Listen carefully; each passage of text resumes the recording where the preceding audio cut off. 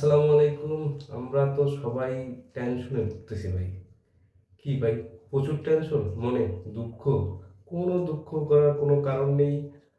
আমি আপনাদেরকে বলতে চাই, যারা দুঃখ বা টেনশন বিশেষ অবস্থানে তাদের আছেন, তাদেরকে বলব যে আপনারা দুঃখ টেনশন নিয়ে কোনো কারণ নেই।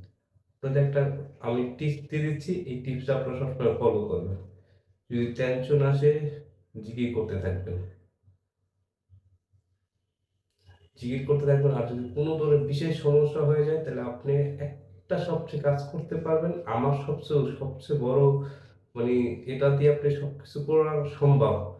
সেটা হচ্ছে আপনি যদি দেখেন বেশি সমস্যা মনে হচ্ছে, বেশি একদম অস্থির লাগতেছে, তাহলে সুন্দর করে উজু করে ২ রাকাত নফল নামাজ পড়বেন। পড়ার পর ওই জায়নামাজের মুসরাতেই আপনি কপাল নিচের দিকে নামিয়ে আল্লাহর কাছে চাইবেন। হে আল্লাহ, আমি সৃষ্টি করেছেন সর্বশ্রেষ্ঠ করে আমাকে। আমি সর্বশ্রেষ্ঠ জীব হিসাবে সৃষ্টি করেছেন। সেই জীব সবসময় মাথা উঁচু করে দাঁড়ানোর বলেছেন, মাথা উঁচু করে কথা বলার। সেই নিচে মাথা নত করলাম আল্লাহ। যাকে আপনি সৃষ্টি করেছেন, সেই সেই আপনারই বান্দা আপনার কাছে প্রার্থনা করছে। আপনার কাছে সাহায্য চাচ্ছে আল্লাহ।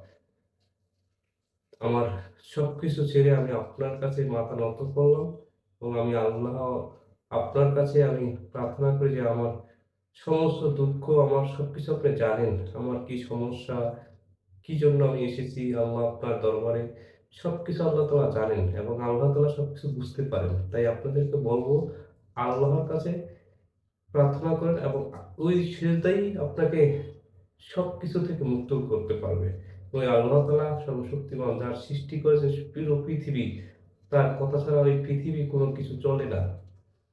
যার দয়ায় এত কিছু, যেমন আল্লাহ তাআলা সৃষ্টি করেছেন আমাদের এই পৃথিবী সবকিছু থেকেই। তার দয়ায় পৃথিবী সবকিছু চলে। এই যে আমাদের জন্য সৃষ্টি যত কিছু আছে সব আমাদের ভালোর জন্য সৃষ্টি করেছে। যদি শুধু আমাদের উপকারে আসবে মানব জাতির, সেজন্য সৃষ্টি করেছে। সেই মানব জাতি আবার সেই আল্লাহ তাআলার কাছে যখন এইভাবে চাইবে, তখন আল্লাহ তাআলা খুশি হয়ে তাকে, আল্লাহ তাআলা বলছেই তো যে, "আমার কাছে চাও, আমি তোমাদেরকে দিব।" তো টেনশন করার কিছু নেই। রিজিক মালিক একমাত্র উপর আল্লাহ। উনি চাইলেই সবকিছু করা সম্ভব এবং তার দ্বারাই সম্ভব সবকিছু। সেই পারে একমাত্র আপনাদের সবকিছু সমাধান করার। তাই আল্লাহ তাআলা চান, আল্লাহর কাছে ভরসা রাখেন। আল্লাহ তাআলা সম্ভব আপনার সবকিছু সমাধান করার জন্য। সবাই ভালো থাকবেন, সুস্থ থাকবেন এই কামনা করছি। আজকের মতো এখানে বিদায় নিচ্ছি। আসসালামু আলাইকুম। আল্লাহ হাফেজ। সবাই ভালো থাকবেন এবং নিজের খেয়াল রাখবেন এবং নিজের শরীরের যত্ন নিবেন।